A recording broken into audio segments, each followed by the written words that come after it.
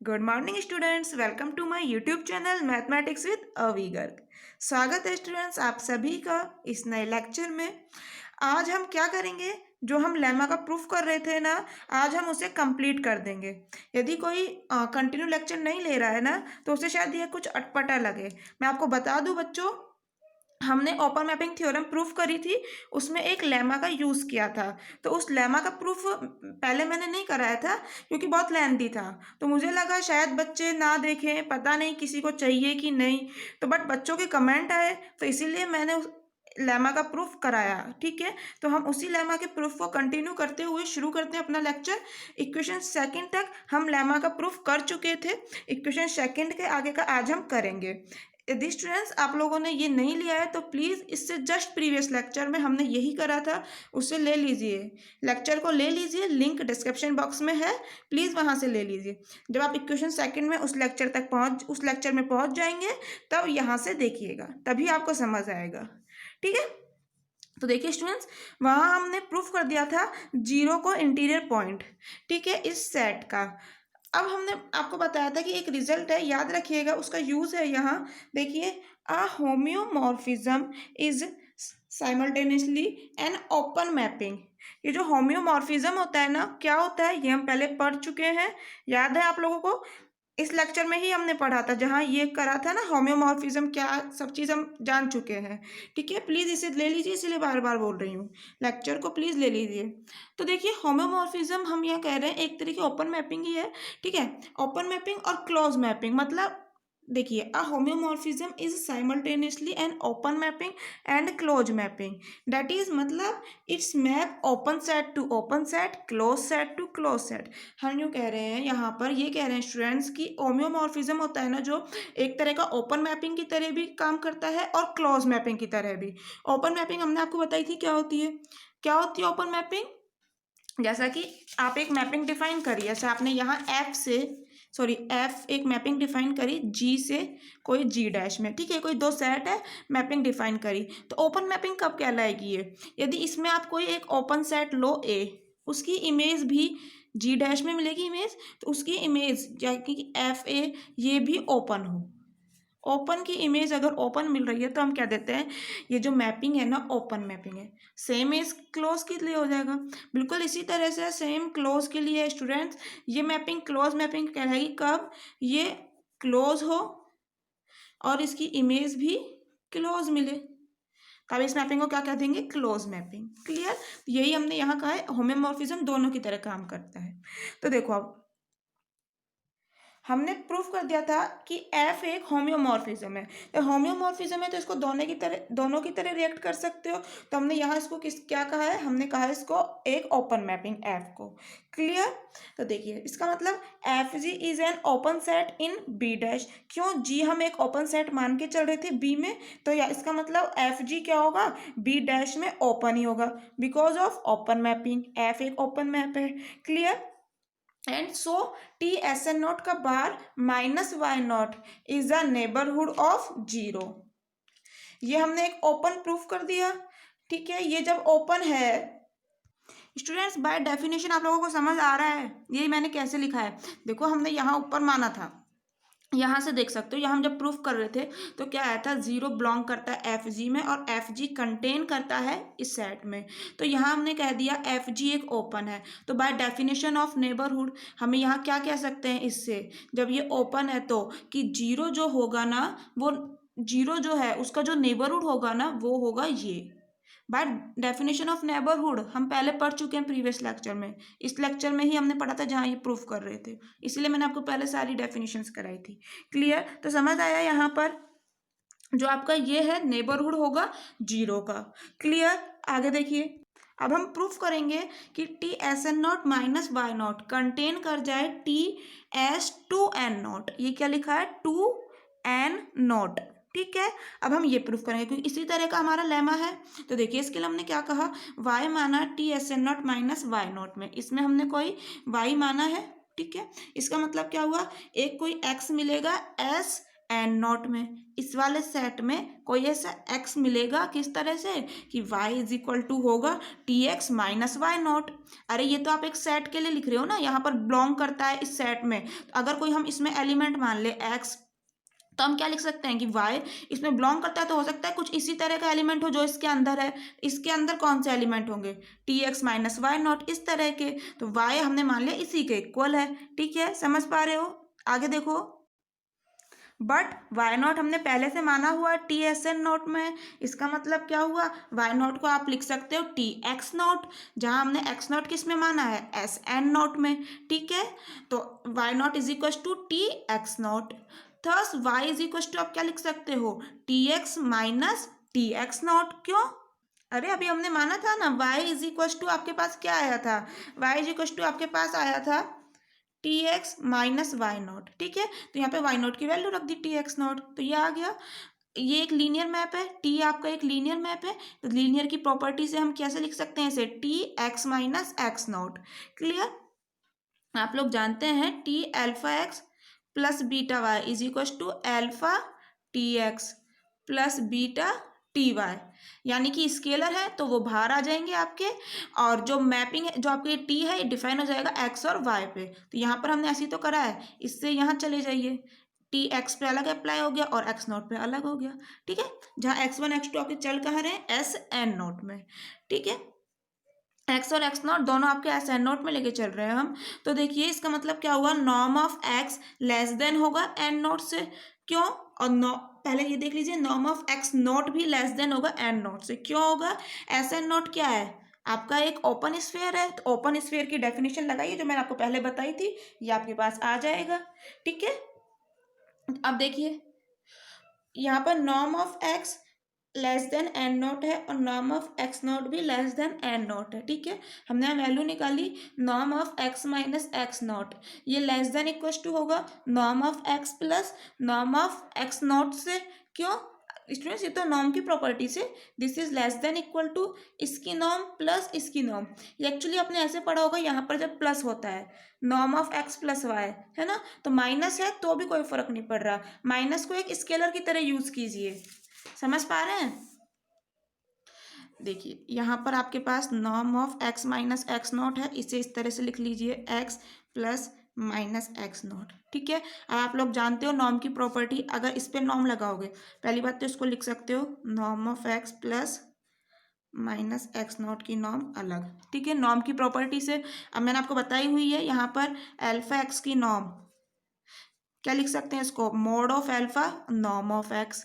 ठीक है, तो मोड ऑफ एल्फा तो माइनस वन के मोड क्या हो जाएगा, plus one, this is less than equal to mod of X plus, यहाँ प्लस वन आएगा, लिखो चाहे मत लिखो, mod of X naught, sorry norm of X naught. ठीक है, समझ आया? यहाँ से यहाँ कैसे पहुँचते हैं, देखिए यहाँ तक समझ आ चुका है आपको। इसकी वैल्यू भी एन नॉट से कम है, इसकी भी एन नॉट से कम है, तो दोनों को ऐड करना है तो क्या आ जाएगा, टू एन नॉट, तो ये भी ऑब्वियसली टू एन नॉट से कम होगा क्योंकि दोनों एन नॉट से कम है। ठीक है, इसका मतलब क्या हुआ, एक्स माइनस एक्स नॉट कहाँ बिलोंग करेगा, एस टू एन नॉट में। बाय डेफिनेशन ओपन स्फीयर की यहाँ पर से भी देख सकते हो, जब एक्स एस एन नॉट में है तो norm of X N naught से कम होगी, और यहाँ हम कह रहे हैं इसका नॉर्म इससे कम है, तो बस यहाँ से यहाँ जाना है, तो कैसे लिख सकते हो, x minus X naught belong करेगा एस टू एन नॉट में। ठीक है, इसका मतलब क्या हुआ, दोनों तरफ टी अप्लाई कर दो, T X minus X naught belong कर जाएगा T S two N naught में। ठीक है, तो इसका मतलब क्या हुआ, यहाँ पर T X minus X not की जगह यूज कर सकते हैं वाई, तो वाई बिलोंग कर गया आपका T S two N naught में। ठीक है, बाय इक्वेशन थर्ड इक्वेशन से। थर्ड हमारे पास अब क्या शो करना रह गया, अब हम शो करेंगे स्टूडेंट्स कि इस तरह से हम यहाँ पर इस वो फॉल अपन प्रूफ करते जा रहे हैं ना, यहाँ पर पहले एन नोट था, अब टू एन नोट हो, इसी तरह से हम आगे प्रूफ करते जाएंगे। ठीक है, तो पहले ये देखिए अब तक हम यहाँ प्रूफ करके आ चुके हैं, इसका यहाँ तक पहुंचने के बाद स्टूडेंट्स हम कह सकते हैं कि T S N naught minus Y naught आपका कंटेन कर जाएगा T S two N naught में। क्यों, ये वाई आपका कहाँ था, वाई आपका कहाँ था, वाई आपका था T S N naught minus Y naught में।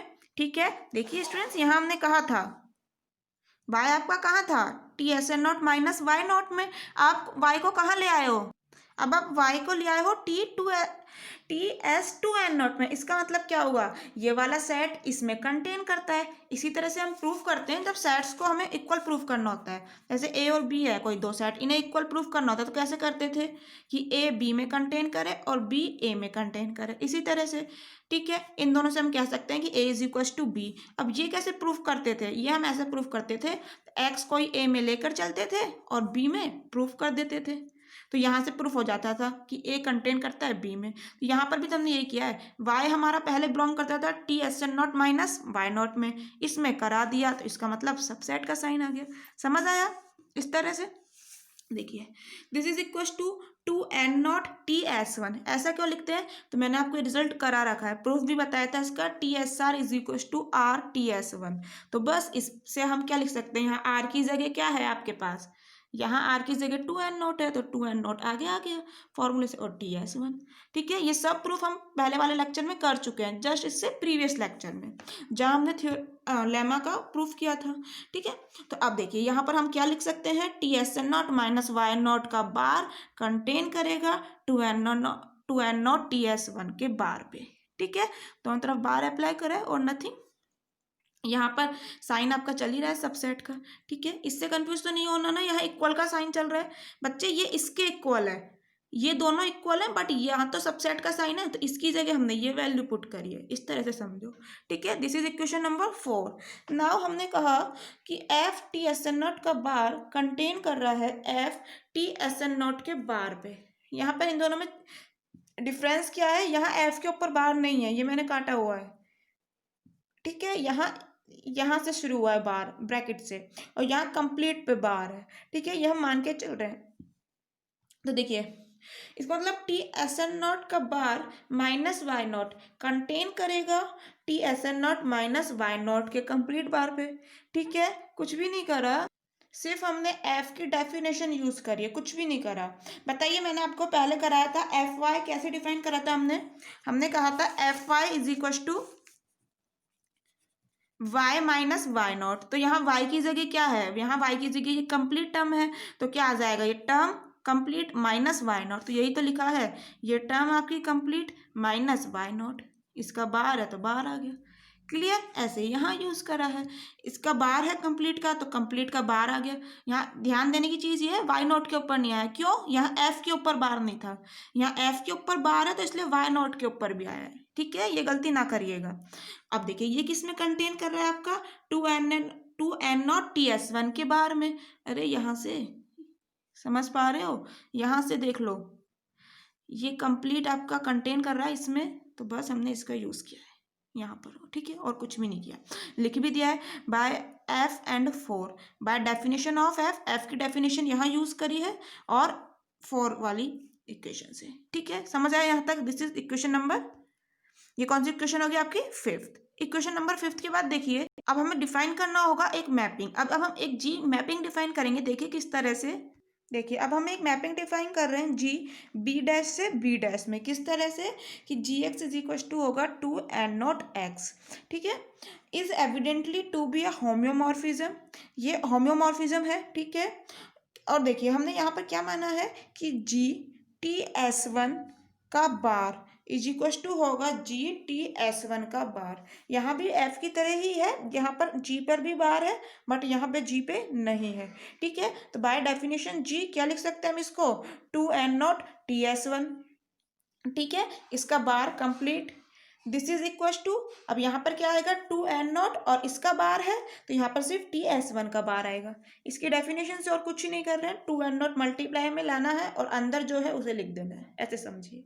ठीक है, अब इक्वेशन नंबर 5 से हम क्या कह सकते हैं, T_s_n0 का बार माइनस y0 कंटेन कर रहा था 2n0 T_s1 के बार में। ठीक है, अब देखिए students, by equation second and 6, equation second में हमने कहा था 0 इंटीरियर पॉइंट है इस सेट का। ठीक है, अब ये कंटेन कर रहा है इसमें, तो इसका मतलब हम क्या कह सकते हैं कि 0 is interior point of T_s1 का बार, इसका भी होगा इंटीरियर पॉइंट। ठीक है, इसका मतलब इंटीरियर पॉइंट है तो there exist epsilon greater than 0, इस तरह से एग्जिस्ट करेगा एक एप्सिलॉन कि एस एप्सिलॉन डैश कंटेन करेगा आपका T_s1 के बार में। ठीक है, अब हमें शो क्या करना रह गया, अब हमें शो करना है कि ये एस एप्सिलॉन डैश कंटेन कर जाए टी एस थ्री में। यहाँ एस वन में तो कर रहा है, बट अब हम शो करेंगे यहाँ टी एस थ्री में कंटेन करे। क्लियर। तो अब देखिए यहाँ बार है, ठीक है। अब देखिए अब हमने वाई माना कोई एस एप्सिलॉन डैश में, प्रूफ करना है ना सबसेट, तो कैसे करेंगे, इसमें मान के चलेंगे एलिमेंट, इसमें शो कर देंगे, तो आपका एक प्रूफ हो जाएगा। तो वाई हमने एस एप्सिलॉन डैश में माना, ठीक है।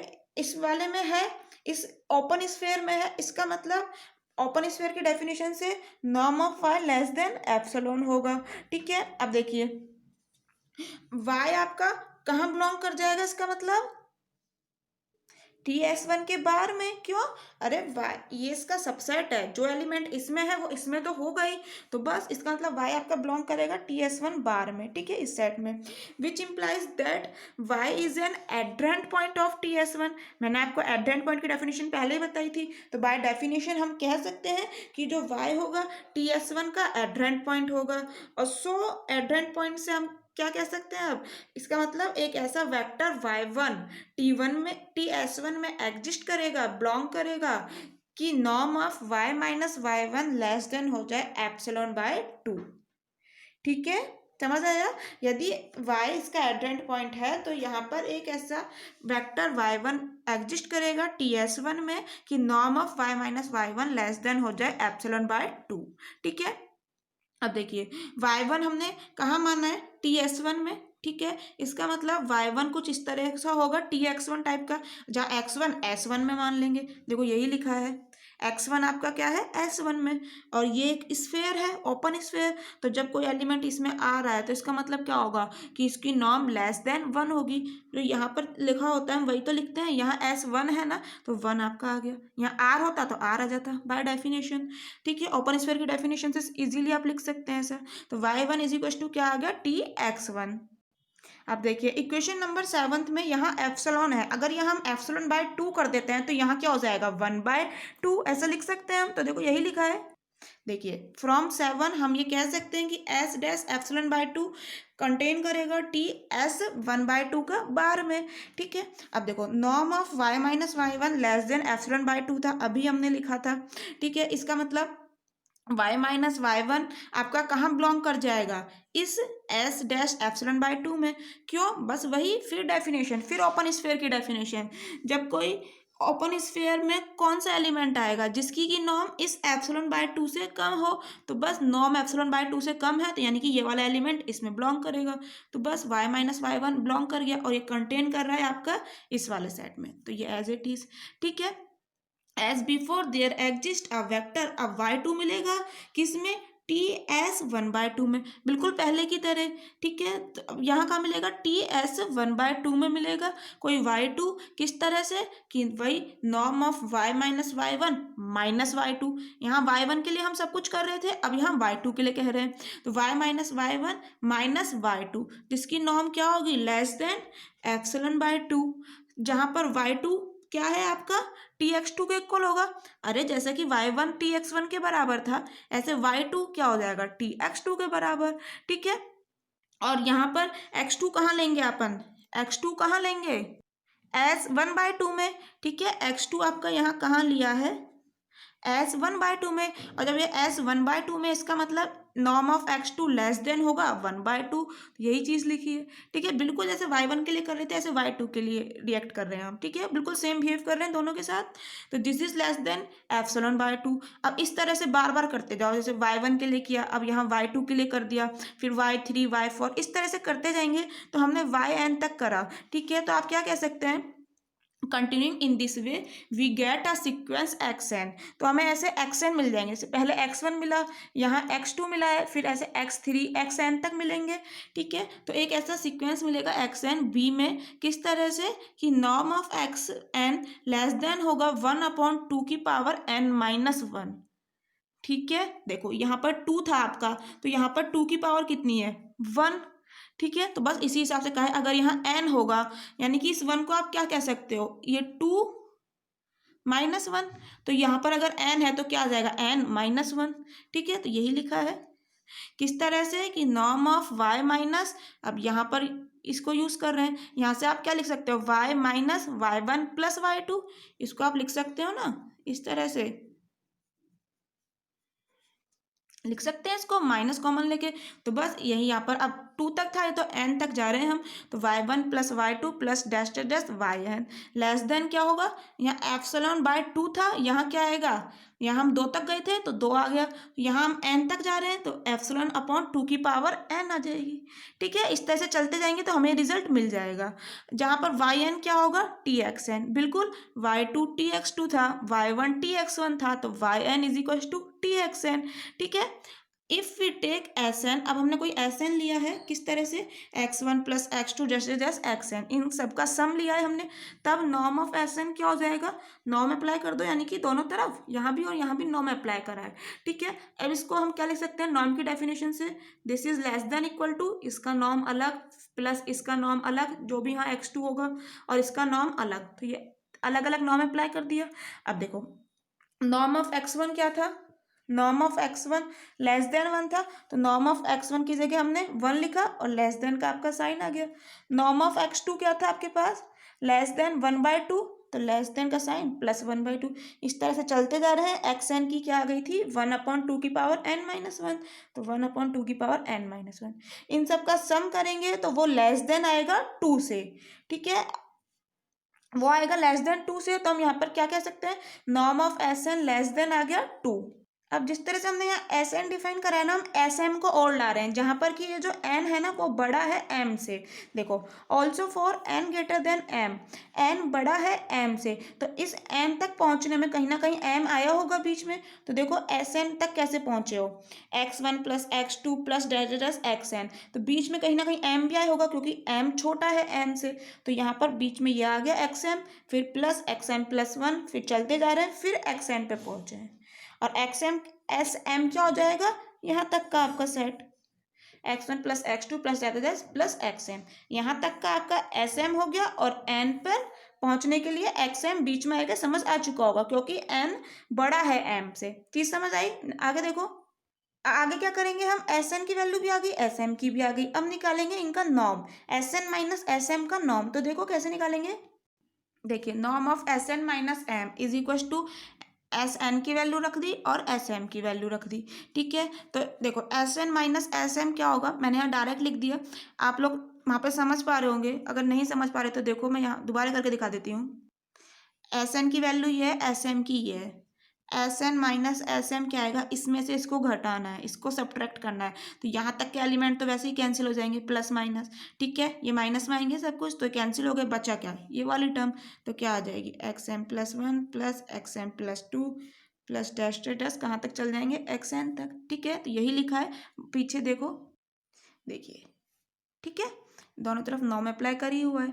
अब वही नॉर्म की प्रॉपर्टी से this is less than equal to होगा, यदि हम इन सब पे अलग अलग नॉर्म अप्लाई कर दे, तो देखो अलग अलग नॉर्म अप्लाई कर दी, क्लियर। अब norm of x M plus की वैल्यू क्या होगी, वन अपॉन टू की पावर एम, क्यों, क्योंकि स्टूडेंट्स हमने नॉर्म ऑफ एक्स एन वहाँ क्या कहा था, नॉर्म ऑफ एक्स एन हमने लेस देन कहा था वन अपॉन टू की पावर एन माइनस वन, अब यहाँ एन की जगह एम प्लस वन है, यहाँ एन की जगह एम प्लस वन है, तो यहाँ भी एम प्लस वन करोगे तो क्या आएगा, टू की पावर एम प्लस वन और आपका ये माइनस वन, तो ये कैंसिल आउट हो गया, क्या बचा, टू की पावर एम।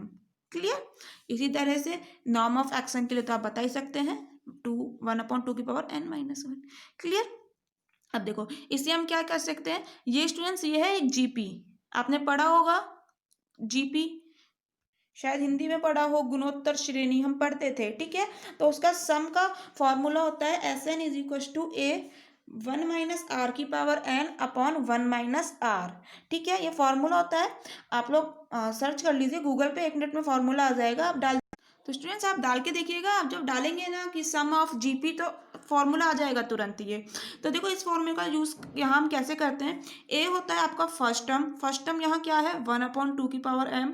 ठीक है, bracket one minus r, r कैसे निकालते हैं, सेकेंड टर्म में फर्स्ट टर्म का डिवाइड करके, यहाँ निकाला भी हुआ है मैंने। इसके बाद सेकेंड टर्म क्या आएगी, वन अपॉन टू की पावर एम प्लस वन। ठीक है, पावर इंक्रीज होती जाएगी, यहाँ टर्म अपनी बढ़ती हुई जा रही है ना, टू की power m, m plus one, m plus two, इस तरह से।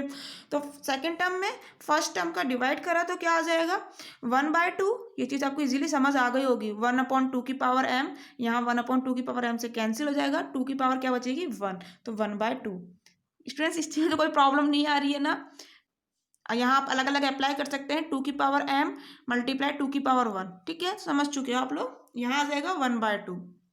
देखिए फिर यहाँ पर आपके पास क्या आएगा, 1/2, तो r की पावर n होती है, तो r की वैल्यू 1/2 और इसकी पावर क्या आ जाएगी, n।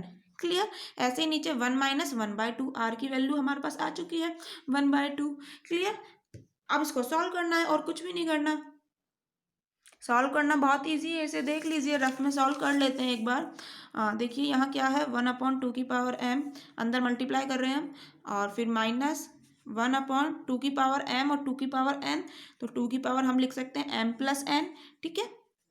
जैसा कि मैं यहाँ बता रही थी आपको, अलग अलग अप्लाई कर सकते हैं इन पर, 2 की पावर m और 2 की पावर n, यहाँ हमने मल्टीप्लाई करके एक साथ लिख लिया। आप लोग जानते हैं बेस सेम है तो पावर्स ऐड हो जाती हैं, ठीक है। अपॉन में क्या है, 1 माइनस 1/2 यानी कि 1/2, तो दिस इज इक्वल टू, ये 2 ऊपर जाएगा तो क्या बचेगा, 2 इंटू ये अंदर वाला ब्रैकेट में आ जाएगा 1/2 की पावर m प्लस n, ठीक है। क्लियर। अब यहाँ 2 की पावर क्या है, पॉजिटिव +1 है, नीचे लाओगे तो क्या हो जाएगा, यहाँ आप क्या लिख सकते हो, 1/2 की पावर -1। अब यहाँ भाई बेस सेम है तो पावर ऐड हो जाएंगी, तो क्या आ जाएगा, 1/2 की पावर m-1, और यहाँ -1/2 की पावर m प्लस n, तो है ही -1। ठीक है, समझ आया, यही चीज़ हमने यहाँ लिखी है, ठीक है। जब m और n इन्फिनिटी की ओर टेंड करेंगे तो ये कंप्लीट टर्म 0 की ओर टेंड करेगा, ठीक है। ये कंप्लीट टर्म 0 की ओर टेंड करेगा, क्यों, जब ये इन्फिनिटी है तो ऐसे समझिए, 1/2 की पावर इन्फिनिटी यानी कि इन्फिनिटी, 1/∞ यानी कि 0, 1/∞ को हम 0 कहते हैं, इसी तरह से यूज करते हैं हम कैलकुलेशन में। तो बस ये भी 0, ये भी 0, तो मतलब कुल मिला के टर्म आपकी 0 की ओर टेंड करेगी, ठीक है। इसका मतलब क्या हो गया स्टूडेंट्स, यहाँ पर norm of Sn minus Sm 0 की ओर टेंड कर रहा है as Mn tending to infinity. तो by definition of Cauchy sequence, हमने आपको कॉची सीक्वेंस की डेफिनेशन बताई थी, इसका मतलब हम यहाँ कह सकते हैं ये जो आपका Sn लिया है ना, ये कॉची सीक्वेंस है बी में, ठीक है। अब बी एक बनास स्पेस था, बनास स्पेस हम कहते हैं कंप्लीट नॉन लीनियर स्पेस को, यानी कि बी कंप्लीट होगा बनास स्पेस है तो, ठीक है। यही लिखा है, since B is complete, complete भी है ये, और अब इसको हमने यहाँ Sn को प्रूफ कर दिया बी में कॉची सीक्वेंस, तो इसका मतलब क्या हुआ, कोई एक ऐसा एक्स एग्जिस्ट करेगा बी में कि लिमिट अगर हम निकालते हैं Sn की तो वो इक्वल टू आएगी आपके एक्स के, ठीक है। कंप्लीट की डेफिनेशन से, कंप्लीट हम किसे कहते हैं, जैसे कंप्लीट हम किसी भी सेट को जब कहते हैं, जैसे आप लोगों ने उसी में एक पॉइंट लिया, ठीक है। देखो कंप्लीट की डेफिनेशन मैंने आपको पहले बता चुकी हूँ, जैसे एक्स हमने कोई बी में लिया, ठीक है, समझ पा रहे हैं, एक्स हमने कोई बी में लिया हुआ है, और कोई सेट और ले लो इस बी में, जैसे यहाँ Sn है तो Sn ही ले लेते हैं, Sn कोई आपने सेट लिया हुआ है बी में, ठीक है। Sn आपका कोई सीक्वेंस बी में है और जो ये कन्वर्स कर रहा है एक्स के ऊपर, और एक्स भी अगर बी में ही आ जाता है तो हम कह देते हैं कंप्लीट। ऐसे समझ लीजिए कोई सेट है, उसमें कोई सीक्वेंस है, और Xn कोई सीक्वेंस मान लिया, सीक्वेंस है कहीं ना कहीं कन्वर्स कर रहा होगा, माना एक्स पे कन्वर्स कर रहा है, तो जिस पे भी ये कन्वर्स कर रहा है अगर वो एलिमेंट भी इसी सेट में आ जाता है तो हम कह देते हैं ये कंप्लीट है, यानी जहाँ से शुरू हुई गाड़ी वहीं पर आ गई तो हम कह देंगे ये कंप्लीट हो गया, ठीक है। तो यहाँ पर हमने यही कहा है ये कंप्लीट है, और एक कॉची सीक्वेंस इसमें तुमने Sn माना है, तो जहाँ भी ये कन्वर्स करेगा ना वो एलिमेंट भी इसी में होगा, ठीक है। तो हमने ये कहा कंप्लीट तो हमें पता है, यानी कोई एक ऐसा एक्स मिलेगा इसमें कि ये जो कन्वर्स करेगा ना एक्स के ऊपर, क्लियर, यही लिखा है, ये जो Sn है कन्वर्स करेगा एक्स के ऊपर, क्लियर। आगे देखिए, नॉर्म ऑफ एक्स क्या हो जाएगा, नॉर्म अप्लाई कर दी, कुछ भी नहीं दोनों तरफ, तो norm of x is equal to norm of limit Sn, ठीक है। लिमिट आपका बाहर आ गया, नॉर्म ऑफ Sn, अब देखो नॉर्म ऑफ Sn क्या होगा, <2, क्यों, हम पहले ही निकाल चुके हैं इसकी वैल्यू 9th इक्वेशन में, Sn की वैल्यू निकाली थी हमने, नॉर्म ऑफ Sn 2 आया था, तो दिस इज <2, ठीक है। तो यहाँ से आपके पास क्या आ गया, norm of x less then 2, यही लिखा है। अब 2 3 से कम होता है ऑब्वियसली, इसका मतलब norm of x less then 3। अब देखो norm of x less then 3 है, इसका मतलब एक्स कहाँ मिल गया आपको, S3 में। क्यों, जब एक्स आपका कोई S3 में है तो ओपन स्फीयर है ये एक S3, तो इससे हम क्या कह सकते हैं, इसमें एक एलिमेंट आ रहा है, इसका मतलब उसकी नॉर्म जो यहाँ पे लिखा होता है उससे कम होगी, तो यहाँ पर 3 से कम हम कह रहे हैं, बिल्कुल से यहाँ प्रूफ हो जाता है सेम चीज। ठीक है, समझ आया, एक्स का हम आगे आपको कुल मिला के S3 में। ओपन स्फीयर की डेफिनेशन इसीलिए मैंने स्टार्टिंग में बताई थी, बार बार यूज हो रही है उसकी डेफिनेशन। ठीक है, एस आर हमने आपको पहले ही समझाया था, इसलिए एस आर में कोई एक्स जब आता है जब norm of x less than r हो, बस इसी डेफिनेशन का यूज हो रहा है बार बार। कभी यहाँ से यहाँ चल जाते हैं तो कभी यहाँ से यहाँ आ जाते हैं, जैसा कि हमने यहाँ से यहाँ गए आज। नॉर्म ऑफ एक्स पता था तो एक्स के बारे में हमने बता दिया कहाँ होगा। ठीक है, now x is equal to limit of S N.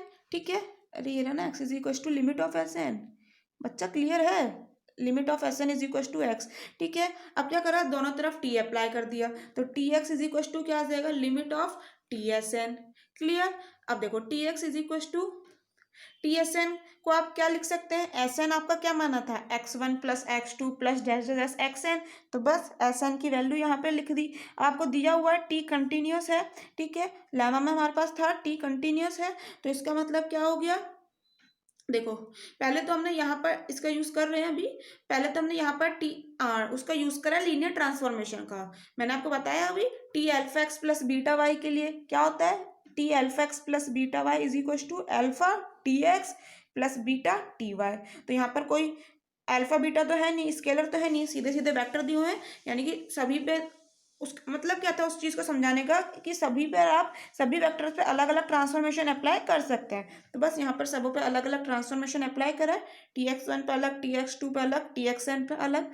अब टी कंटिन्यूस दिया हुआ है तो लिमिट ऑफ दिस क्या लिख सकते हैं इसको, अब देखिए वहां पर TX1 की वैल्यू क्या लिख सकते हैं, y1, TXN की y है। अभी हमने बताया था ना इक्वेशन नंबर 10 में y1 plus y2 plus dash dash yn is equal to क्या था, TX1 plus dash dash dash TXN। तो बस उसका यूज करते हुए 10 इक्वेशन का हम ये लिख सकते हैं। अब देखिए यहाँ से हम क्या लिख सकते हैं, this is equal to y, क्यों, बाय इक्वेशन नंबर 8। तो समझ आ रहा है इक्वेशन आप लोगों को स्टूडेंट्स, यहाँ पर बाय 10 इक्वेशन हम ये लिख सकते हैं, 8 से भी लिख सकते हैं, क्योंकि 8 में हमने क्या कहा था, हम वहाँ पर क्या कह रहे थे स्टूडेंट्स, हम वहाँ कह रहे थे y N is equal to T x n. Equation number 8 में ये हमने कहा था, आप देख लीजिए इक्वेशन नंबर 8 आपको यही मिलेगी, यदि आप नोट करते चल रहे हैं साथ में तो देखिए स्टूडेंट्स इक्वेशन नंबर 8 आपकी यही थी। तो इक्वेशन 8 से भी हम यही चीज़ कह सकते हैं और 10 से भी हम कह सकते हैं, 10 से डायरेक्ट कह सकते हैं। ठीक है, अब हाँ लिमिट ऑफ दिस y क्यों आया, तो देखो मैंने आपको पहले ही बताया था प्रीवियस लेक्चर में, जो हमने y एंड y माने थे, क्या काम था उनका, हमने क्यों माने थे, हमने माने थे जब f को होम्योमॉर्फिज्म प्रूफ कर रहे थे, तो हमने आपको बताया था y n tending to y, यानी limit of Y N is equal to क्या है, वाई। तो यहाँ पर वाई एन नहीं है क्या, तो limit of Y N is equal to क्या आ गया, वाई। क्लियर, तो इसका मतलब y इज इक्वल टू हमने प्रूफ कर दिया T X, this is equal to T X ही चल रहा था, this is equal to T X ही प्रूफ कर रहे थे हम। तो y is equal to T X हमने यहाँ प्रूफ कर दिया, जहाँ पर नॉर्म ऑफ x हमने क्या लिया था, लेस देन 3। अभी हमने प्रूफ किया x जब x 3 में बिलोंग कराया था, जहाँ पर नॉर्म ऑफ x क्या है, लेस देन 3। इसका मतलब y आपका कहाँ बिलोंग कर गया, TS3 में। ठीक है, यहाँ पर समझ आया, देखो ऐसे समझो स्टूडेंट्स, अभी हम ये सब चीज़ करते हुए आए, आप लोग समझने की कोशिश कीजिए।